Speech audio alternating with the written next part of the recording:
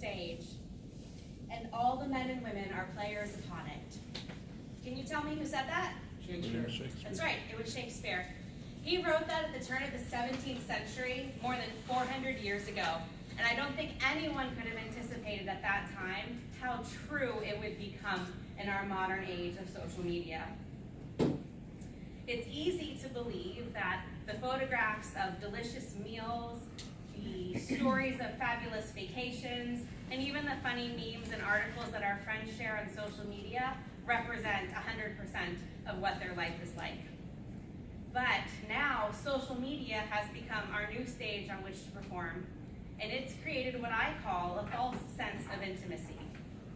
Now I'm going to step off of the stage and tell you a little bit more about me so we can break that wall and that false sense of intimacy. In order to answer the question that comes in your first icebreaker speech, what do others need to know about you? I crowdsourced my answer to my audience, to my social media base. And these were some of the words they used to describe me.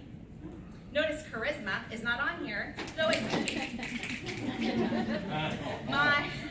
My friends are very kind and generous in the words they use to describe me, and I'm not planning to dispute any of that tonight. But what I am going to do is break down at least 3 of these and kind of give you the behind-the-scenes look of what it means to have this be part of your public image. And in that, you'll get to know a little bit more about me. The first word is fearless. Fearless advocate is something that many people use to describe me because of my passion for education and helping change people's minds about how we think about that topic. Behind the scenes of that enormous word is an insecurity. That insecurity, though, is overridden by my passion. A year ago, I stepped out and I did my best to overcome that insecurity by basically submitting myself to a countywide popularity contest.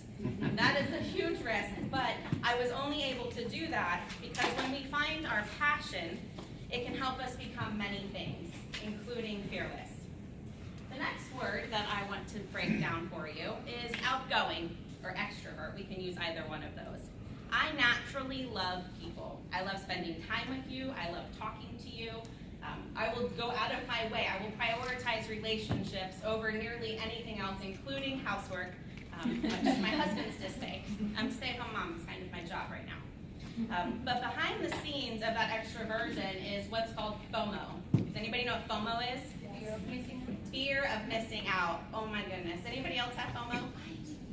I have this. And that can actually become very toxic. When I was a new mom in Lakeland, I joined a mom's group because I need people. And that mom's group had regular play dates and mom's nights out. I got to spend time with them. But what I learned is I couldn't miss a single one. Not because they were fun to hang out with, but because they were full of gossip. At every meeting, the women gossiped about all the women that weren't there. And I had to be there because I didn't want to be the subject of their gossip. And the toxicity in that was that I was filling my life with that gossip. And so I had to leave that play group. And that was hard to do because those were my only friends that I had when we had moved to Lakeland. So balancing that extroversion with FOMO is a struggle that I have on a regular basis. And then the third word is intentional.